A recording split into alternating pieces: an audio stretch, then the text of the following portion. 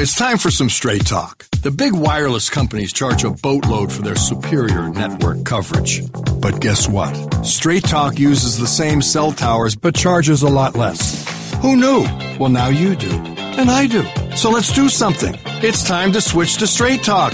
Unlimited plans start as low as $35 a month on America's largest, most dependable networks. Straight Talk Wireless. Only at Walmart. Savings may vary. A month equals 30 days. Please refer always to the latest terms and conditions of service at straighttalk.com. Here we are. We're Mike and Mike. We're back. We're better than ever.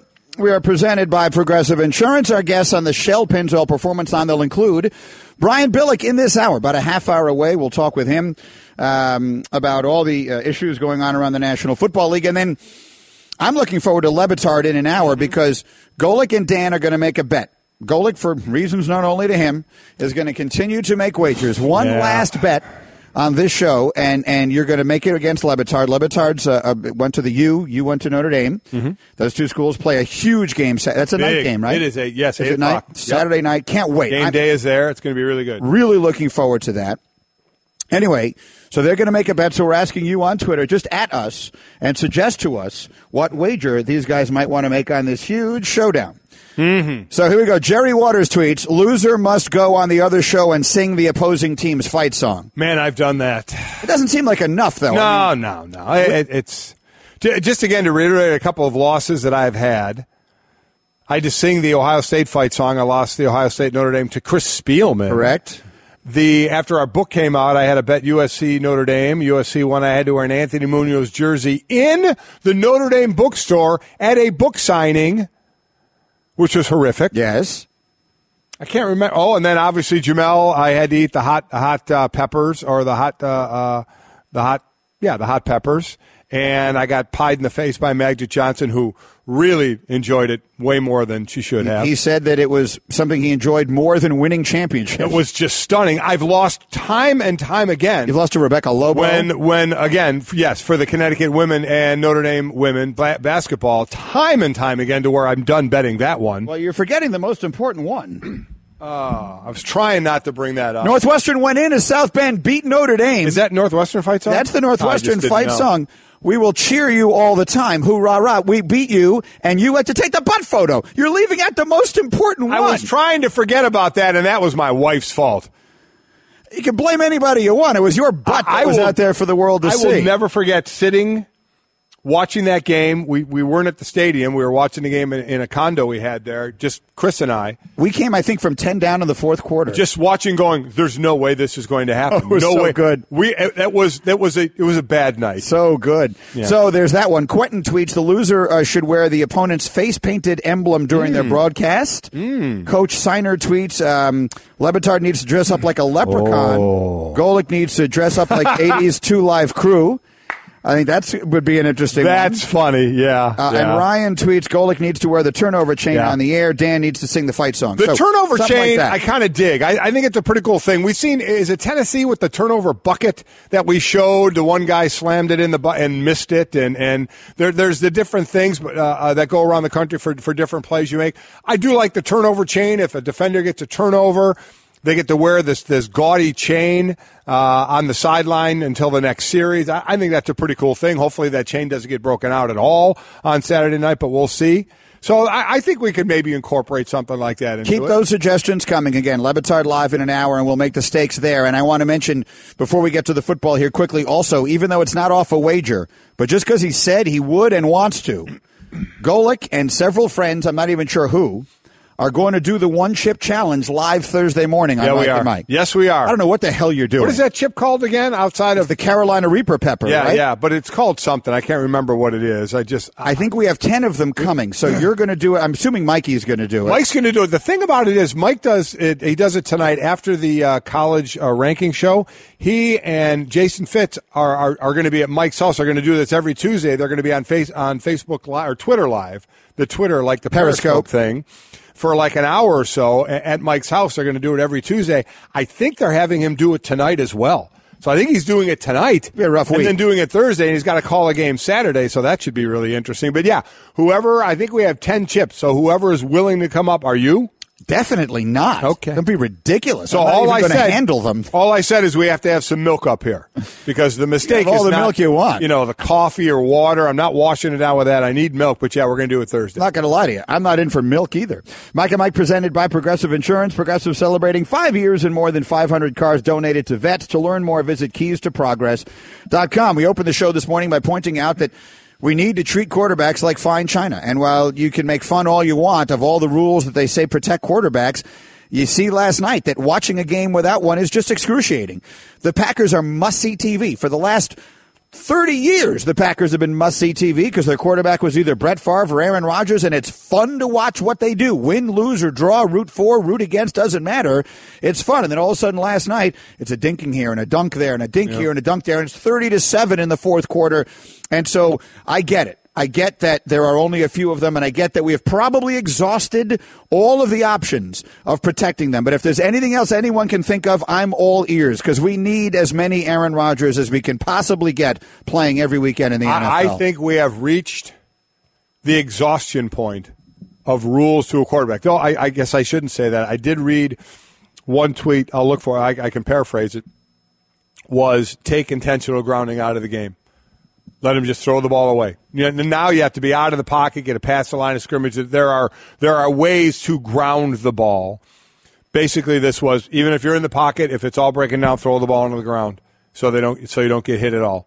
That would be. I'm willing to go plastic bubble. I think if plastic bubble were, if they could create some sort of plastic bubbular technology. You keep going ways that are never going to happen. At least this tweeter listens to the way I'm throwing it out there and give me a legitimate, and that would be a legitimate thing to just let them throw the ball. I would hate it, but it would be a way where they would take less hits.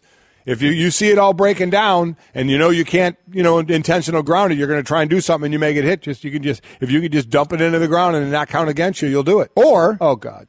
Flags. We go flag football when it comes to the quarterback. So all the other players you have to tackle, but in the case of the quarterback, it's flags. Flag football, you got to pull the flags off. Or two-hand touch. That's what I grew up playing. Great game. Two-hand touch, a little difficult for the referee to see. I think guy cuts the middle, one Mississippi, two Mississippi, but if the guy cuts the middle, now the pass rush comes in automatically. What if two hit? What if only one hit? You can't That's what tell. replay is for. The flags are easy, but then the quarterbacks will cheat. You know how it's Velcro on there? Sure. They won't. They'll go underneath and wrap it around. That's because they're smart enough to figure that out. One way or another, it was just excruciating to watch. And Louis Riddick, while watching it, found himself thinking that even when or if Aaron Rodgers gets healthy enough to come back, they shouldn't put him out there on the field. Do we have that one, guys? Where's my Louis Riddick on that one?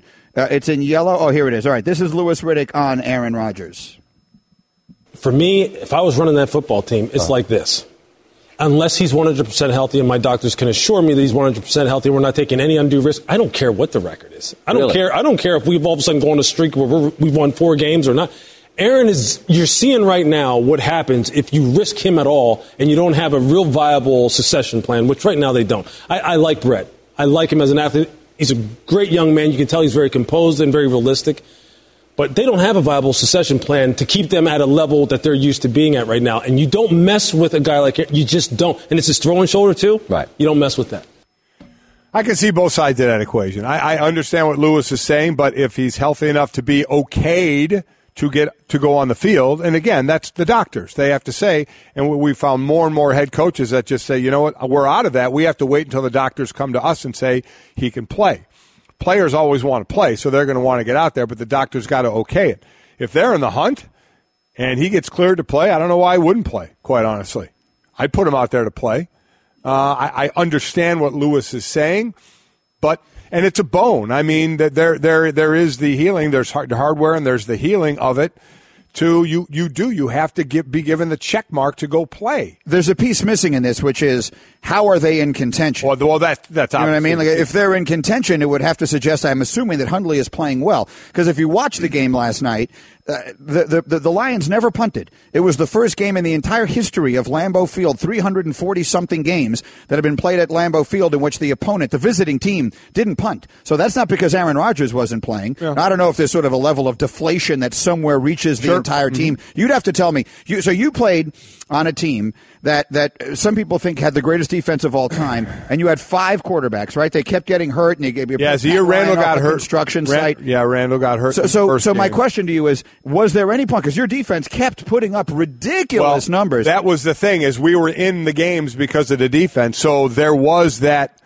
There was the, my God, can we score a few points? But we're going to keep them in. We're going to get a turnover. We're not just getting a turnover. We're going to score. So we were in games. We were losing close games. But we still thought we could get. But I guess what I'm asking you is, did you ever reach a point where your defense kind of got deflated, where no matter how much you didn't want to, the air got taken? Like, you know what, guys? Yeah, no matter what we do, we just can't win. There are times when you start to feel that way, but there were so many great players on that defense, and we were playing so well that a lot of the guys that I played with, it would never enter their mind that they couldn't go out there and stop. I mean, I think the one evident one was when we played the Cardinals in 7 plays inside the 2-yard line, where we kept offsides, giving them other chances. They're just, the defense we were on, the players that we had, there was just like, well, they're not scoring. There's nothing they're going to do. If we hold the opponent to 0, we have a chance to win 3-0.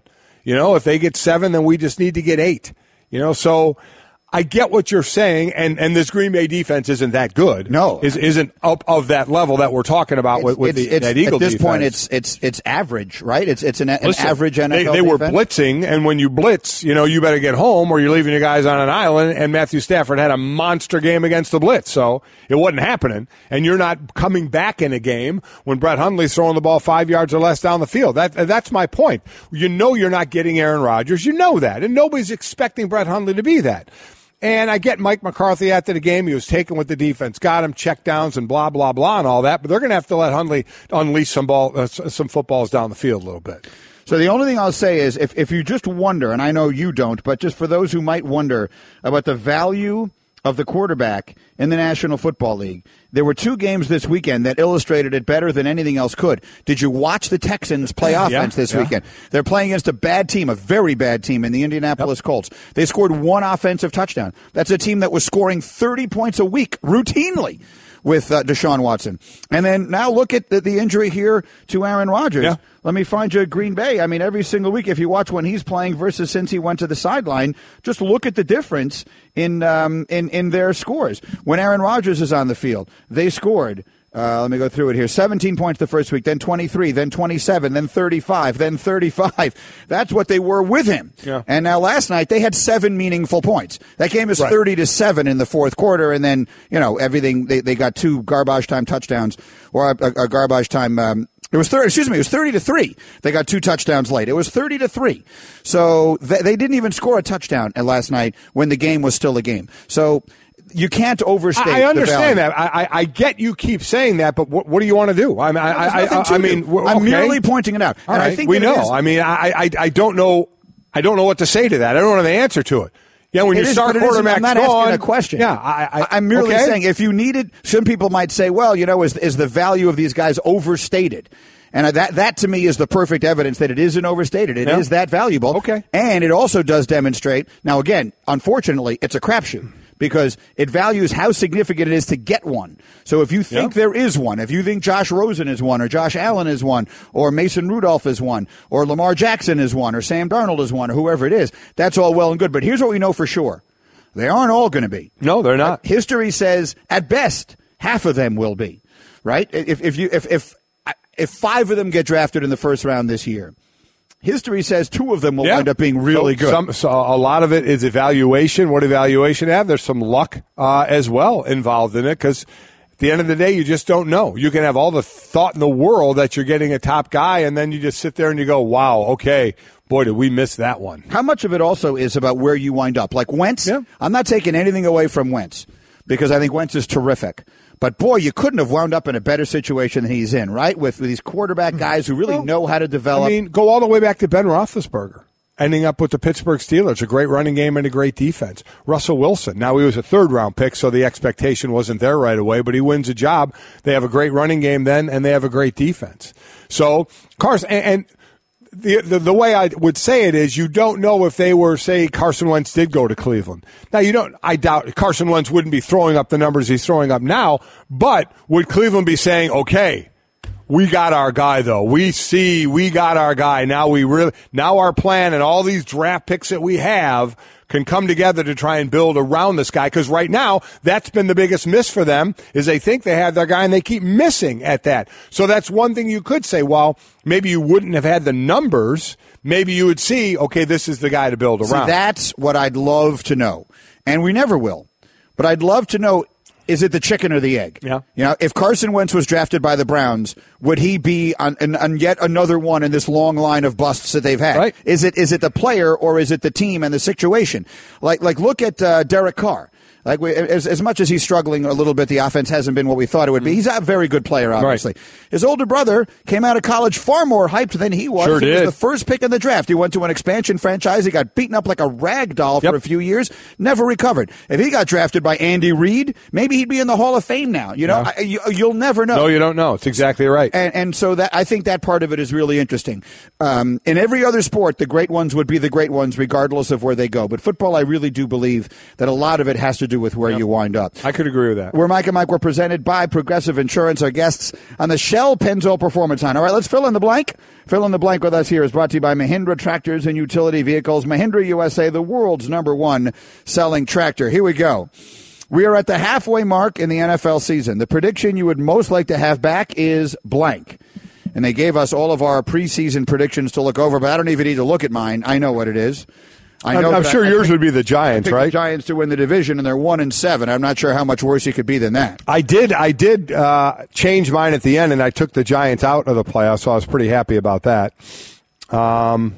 I also have the Buccaneers winning the NFC South. That looks bad. Well, you have a couple of bad ones. I have the Cowboys in the Packers. Listen, I mean, what are you going to do? Well, that one I don't feel bad about. No. Because if Aaron Rodgers was healthy, they probably would be the Panthers now. You know, let's see. You know, I don't think they're playing, great all the time, but they are 6-3. That's the bottom line. So I still feel fine there. Seahawks, Falcons, I'm a little iffy on. Vikings, I think, are going to win the division. Patriots, I'm good. Steelers, good. Titans, I think I'm fine there. Raiders, I'm fine. Well, I have them winning the division. That doesn't look so. Great, which team? Which pick would you most like to have back? I would say probably the Dolphins. Probably the Dolphins. I'm looking at the Raiders. Raiders are sitting there at 4-5, and the Dolphins are 4-4. But I feel less confident about what the Dolphins are doing. Next, the 4-4 team in the NFC, most likely to make the playoffs is blank. Detroit Lions. Me too. I agree totally. The teams are Washington, the Lions, the Packers, the Falcons, and the Cardinals. Yeah.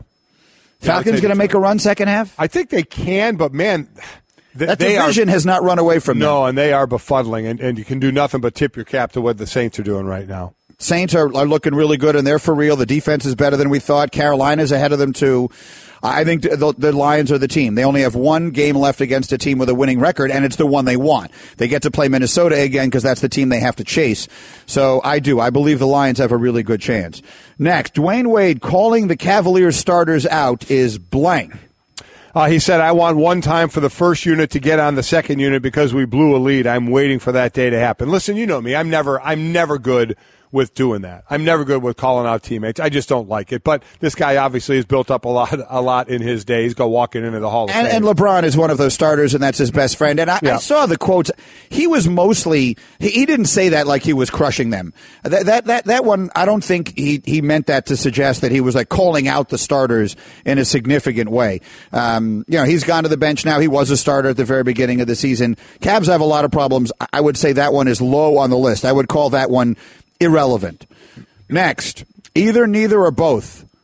Auburn will beat Bama and Georgia this season. Neither. I don't think they'll beat neither. I know Georgia plays them this weekend. I believe in what Georgia is doing, and I'm not saying that just because they beat Notre Dame. I like what they're doing. That was when they beat Notre Dame, that freshman quarterback who had come in for East in Jake Fromm.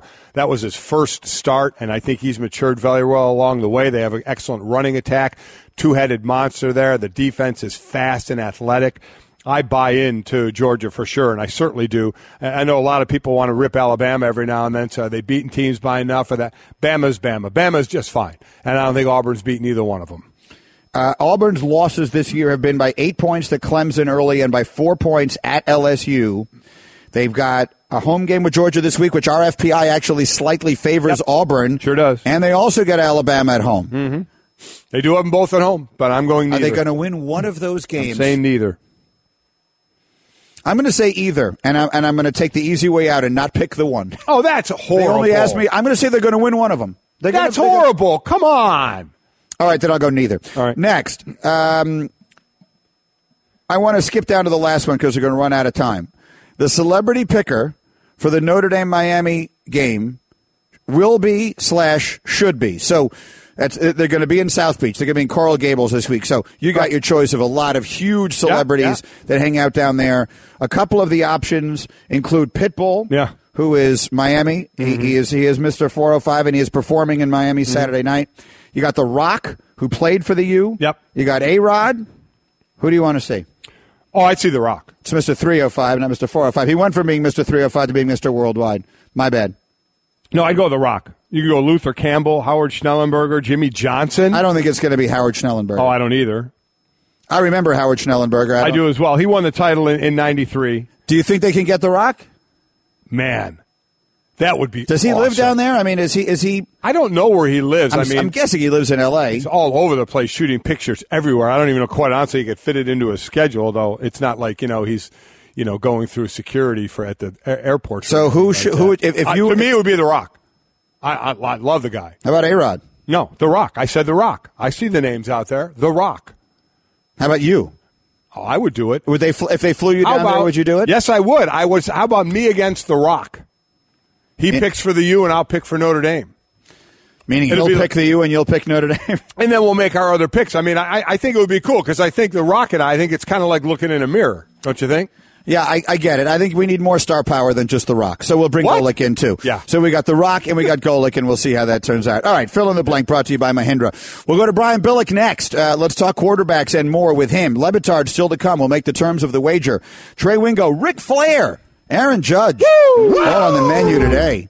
Hey, everyone, Mike Golic here. Support for Mike and Mike podcast comes from our friends at Rocket Mortgage by Quicken Loans. Chances are you're confident when it comes to your work, your hobbies, your life. Rocket Mortgage gives you that same level of confidence when it comes to buying a home or refinancing your existing home loan. With Rocket Mortgage, you can apply simply and understand fully so you can mortgage confidently. To get started, go to rocketmortgage.com/Mikes. Equal housing lender, licensed in all 50 states, NMLS consumeraccess.org number 3030. Home isn't just a place, it's a feeling. Whether you're at home, your business, or online, ADT helps keep you safe. With security systems, home automation, alarms, and surveillance, so you can feel at home, wherever you are. Go to ADT.com to get that feeling. ADT. Home. Safe home. All right, Brian Billick joins us here from the NFL Network, Super Bowl winning coach. Always our pleasure. And we'll go through all the different events around the National Football League. Good morning, Brian Billick. Good morning to you guys. All right, let's start with last night's game, and let's start with you lose the franchise superstar quarterback as they do in Green Bay, and now they're trying to put it together. And, Mike, make your point about what they're doing with Hundley, where he's just throwing the ball. He's averaging 5 yards per attempt, which is the lowest of any quarterback in the National Football League. So your thoughts, Mike, on what, if anything, they can do to try and open again, 23 of his 38 pass attempts were thrown within 5 yards of the line of scrimmage. 13 of the 38 were thrown at or behind the line of scrimmage, and of those, 8 went for 0 or negative yards. And Coach, we heard Mike McCarthy say Brett Hundley is in our system. He knows the system. I get he's not going to be Aaron Rodgers, but I mean, at some point, don't you have to let him get that ball downfield a little bit? I know maybe defenses, is he checking down too quickly? I don't know, but with the defense is not a great defense, you're not going to win with swing passes. No, and Greeny, we're coming up on my first release of my Toxic for the year. I know you enjoy that, where we've talked, about the game. This is a game of turnovers and big plays, and you've got to win those margins. And by doing what and Mike McCarthy's doing the right thing. This is all you can do. You can win that way, playing small ball, if you can play great defense, and they're not, and if you are running the ball effectively.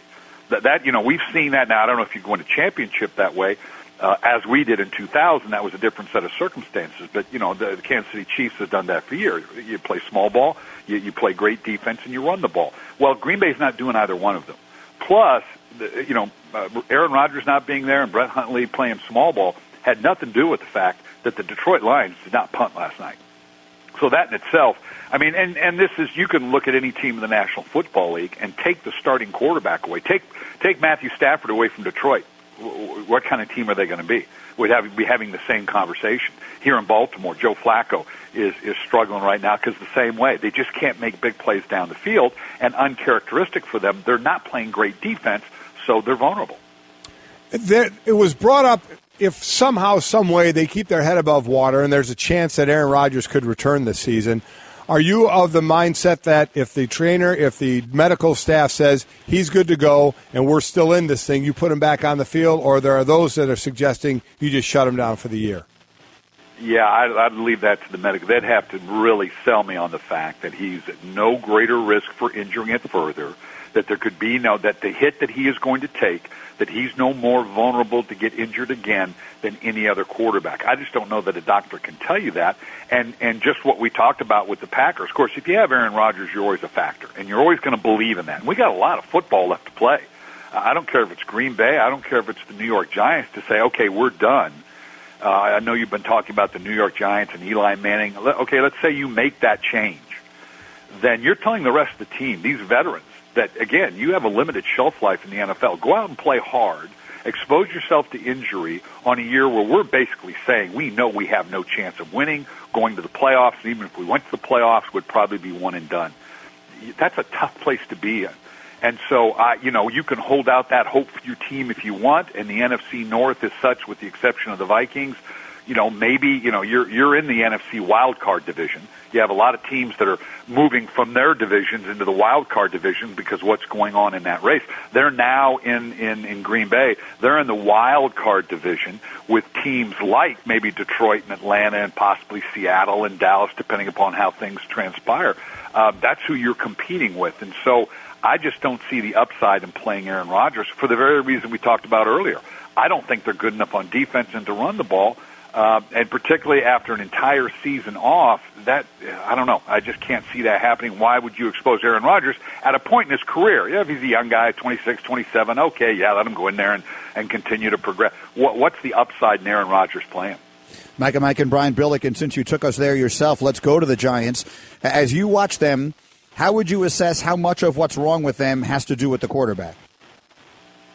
Well, we've said it many times. One of the hardest things to do in this game is to separate the play of the quarterback from what's going on around him.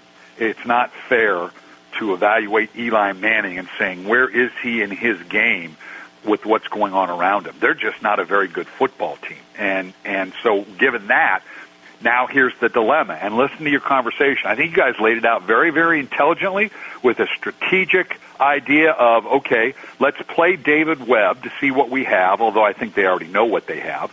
We're going to be in position to take what appears to be a pretty rich quarterback drafting market. We'll see as we get into the draft as to how good these guys really are. And you don't even have to say that means that we're pushing Eli out the door, that we're going to do the Aaron Rodgers thing. Of course, he's the poster boy for draft a guy and then let him sit for 2 or 3 years. Well, let Eli finish this thing out and go from there. Well, you're going to put your number one asset in the draft into a quarterback who's not going to help you this year on a team that probably needs to be reinvented offensively like they did defensively when they put $200 million into defense the last couple of years. So strategically that makes sense, but emotionally, and what does it do to Eli, and what path does it put you on, and what's the future of Ben McAdoo? A lot of moving parts in this. It's no matter what you do, it doesn't look good. Let's stay with the quarterback position. San Francisco trades for Jimmy Garoppolo, and they even suggested he may not make his debut till next season. What's the sense in that, and what's the thought process there of why you wouldn't get him on the field this year? He's going to play. That's just Kyle Shanahan floating out to the media. Don't tell me when I'm going to play him. You can make all the speculation when he is going to play. He's going to be in the backup role. It's my understanding this week that they've announced he's going to be in the backup role, and not with the exception of injury, he won't go in. Well, that's leading towards putting him in. You got to play him. You want to integrate in the system. There's no upside. If you weren't going to play him, then why trade for him now? Make the agreement you're going to trade for him at the end of the year, and which would have made more sense. So you got to play him now. You believe you have the right guy. Now, you only put in a second-round pick. I know that's high, But again, it's a quarterback-rich draft. I want to put him in because we don't know really that much about Jimmy Garoppolo. We think we know. And how many times have we seen these backup quarterbacks that have played a couple games go someplace for a high price and then fall flat on their face? I mean, that's the history of this. So that you got to at least consider that.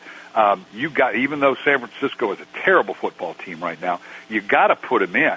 If you're worried about what going on around him is going to affect him and hurt him in his development, a.k.a. a David Carr, who you brought up earlier in Houston, well, then you drafted the wrong guy. Troy Aikman and Peyton Manning, just got besieged their first couple years in the league, but they learned from it and they went forward, and that's how they went on to become great players. So if you're that concerned that this guy could collapse because he's got a bad team around him, then you probably just wasted the draft pick. That's interesting. Can you expand on that a little more, Brian? Because obviously you were listening to the conversation that we were having before you came in, and it was sort of a chicken and egg thing. I'm of the belief that if you're a great basketball player, regardless of where you play basketball, your talent will shine through. But football, even at the quarterback, maybe even especially at the quarterback position, is so interdependent. It really is the ultimate team sport. So you don't believe that you think that a guy, if he's really a great player, is going to show that he's a great player regardless of the circumstances he's in? Yeah, I think we have a great a case study. Let's go back to the Ryan Leaf, Eli Manning saga. Yeah, and the way they were drafted and flipped. And so you could make the supposition, for those that choose to make this, that, well, if it had stayed status quo, and if Eli had stayed in San Diego and Ryan Leaf had gone to New York, it would be Ryan Leaf with 2 Super Bowl MVPs. I don't buy into that. Yeah, coaching environment certainly makes a difference, but I think the player rises above that. And we have case study after case. Like I said, all you have to do is go back to Troy Aikman and Peyton Manning and guys that have been put in from stage one. Everybody looks to Aaron Rodgers. Say, oh, no, you got to sit him on the bench. If you'd have started Aaron Rodgers from day one, we'd still be talking about Aaron Rodgers. Now, it turned out they had Brett Favre, and it worked out great, but that's the outlier. You got to play these guys, particularly in today's market. Find out what you have.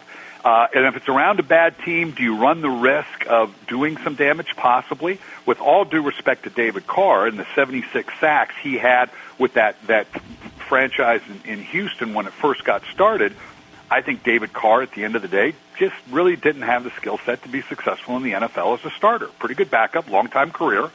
But I don't think it was because of what he started in Houston and the progression he went through. So the good players are going to shine through, and you got to give them that opportunity. We have this debate all the time. Let's don't start him because I'm not sure I want to expose him. If you're taking a guy on the first, second, or third pick, and you're not sure he's going to emotionally hold up to being on a bad football team, which typically you are if you're the first, second, third, fourth pick, then you've taken the wrong guy.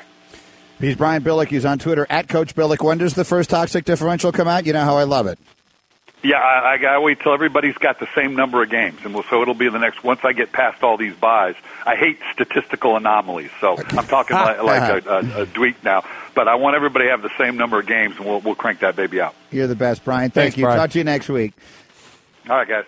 Computer, execute 12.4p operation. Optimizing algorithm. Running encryption packet alpha. Night. Oh, I don't feel so good. What is it, computer? Is it hot in here? It feels hot in here. I feel a little clammy. I should lie down or something. A computer with a virus? Surprising. What's not surprising? How much you could save by switching to Geico. Those oysters Rockefeller were a mistake. Geico. 15 minutes could save you 15% or more. As the rest of the country joins us again, these suggestions on Twitter of different stakes that Golic and LeBatard could put up for the wager, and Dan will join us in 20 minutes. I go back to this one again. Blaine, the loser needs to give Stu Gatz a massage. Oil him up and rub him down. I can't describe how much I want to see that. I'd fly down to Miami to watch that in person. That's how much I would enjoy that. I would seriously throw up in my mouth. I think that would be great. Who do you think would hate more to do it, you or LeBatard? LeBatard. Would hate giving Stu Gatz a massage more? Yes. Would you rather massage LeBatard or Stu Gatz? Do I have to pick one? Yeah, I don't know. I don't even know why I asked that question. Whoever is less hairy. I mean, I don't know. Listen, Stu Gatz is a hairy dude. Yeah. Yeah. I don't know. I think they're both pretty hairy, but I haven't done a survey of this. I don't plan on doing a survey either because I don't plan on that being part of the bet. Guillermo, put it on the poll. Who's hairier? There you go. LeBatard or Stu Gatz? In fact, they should put that on the poll today. Who do you think? There should be a LeBatard poll question. We're suggesting those now. So, who would the audience perceive to be hairier, LeBatard or Stu Gatz? And then they could both take off their shirts, and we could see which one it actually is. I do like the one loser has to be chained to Stu Gatz for a day. That would be pretty bad. Would you rather? Oh boy, we're playing the Would You Rather game. Playing the Would You Rather game. What are we, 10? Would you rather massage Stu Gatz for what's an appropriate amount of time for the punishment? Let's say a half hour. I'm not going to make you do a 90-minute massage. A 30-minute Listen, table massage. Listen, if I'm in for 60, I'm numb by that point. Okay. 90 doesn't matter. Let's call it, a 60-minute table massage, or literally be handcuffed to him for 24 hours, and whatever happens, happens. I'd rather be chained. Bathroom, shower, sleep, whatever the case is. I forgot about the bathroom part. You got bathroom. And the shower part. I don't know if he showers. So that might not be an issue. The bathroom part. It'd be bad. So these are I would take that over actually laying hands on him and oil being involved. That I mean, it would be pretty brutal. It would be, and you know what? The best part of it, or the worst part, depending on your perspective, is how much he'd love it. No one would love that more. He'd be directing, more on the hamstring, more on the hamstring. No one could play that better than Stu Gatz. Hit the low back, get the high glute. He was born to be the massagee in that wager payoff. All right, let's do Straight Talk, brought to you by Straight Talk Wireless. Best phones, best networks, no contracts. If only we could, so that we can get off of this topic. Thank you. Here's a headline I never thought I would see in all the years that I expected to be covering sports. The Cleveland Browns want everyone to make sure they know they did not intentionally sabotage their own trade with Cincinnati that would have brought A.J. McCarron. Did we actually think they would sabotage their own trade or just screw it up somehow? To actually sabotage their own, I never thought that. There has been this sabotage chatter, but that's been out there, the notion that there were people inside the building who didn't want to do it, and so they purposely didn't send the email in time. I'm not sure which is worse, to have your franchise internally sabotage a trade or to just screw up the mechanics of making a trade. Either way, A.J. McCarron isn't a Cleveland Brown. Yeah. But that's been out there. So Sashi Brown has had to come out and say, quote, I am not worried about that internally. Externally, I can just put it to bed. That is just not the case. This is just a matter of getting to a deal too late in the process. So he wants the world to know that no one inside this building purposely sabotaged a trade that we had agreed to with the Cincinnati Bengals. There is no sabotage. You want to talk about a headline. Like, that's when you know things have just gone terribly wrong. Your team are they 0-8 now or 0-9? They had a bye this week, so they're 0-8. So you're 0-8, and the executive of football operations, whatever exactly his title is, has to come out and say, no. No one here sabotaged. We didn't sabotage this. Our own trade. We just screwed it up. I mean, there's already bad relationship between management and head coach. You just got a player reinstated to start practice who's talking about getting high before every single game, high or drinking before every game. I mean, holy smokes. Straight Talk Wireless, nationwide coverage at America's largest and most dependable 4G LTE network. Stu Gatz is texting me. As we were having that conversation, he sent me 3 texts that obviously related to things we were saying. The first one is, what makes you think I would want that? The second one is, no back hair. And the third one is 90 minutes Swedish or I'm out. I'm campaigning for this with LeBatard Live. Next. I just saved hundreds of dollars by switching to Geico. I've never felt more alive. Disclaimer. Geico cannot guarantee you will feel more alive. You either possess functioning respiratory and circulatory systems, or you do not, or you are a zombie. If you are indeed a brain-starved zombie and you would like to save money on car insurance, the Geico legal team applauds your excellent life choices, even in your shambling afterlife. But we strongly encourage you to visit geico.com or download the Geico app. Please stay a minimum of 500 feet away from our large and presumably delicious, delicious brains. Geico. 15 minutes could save you 15% or more.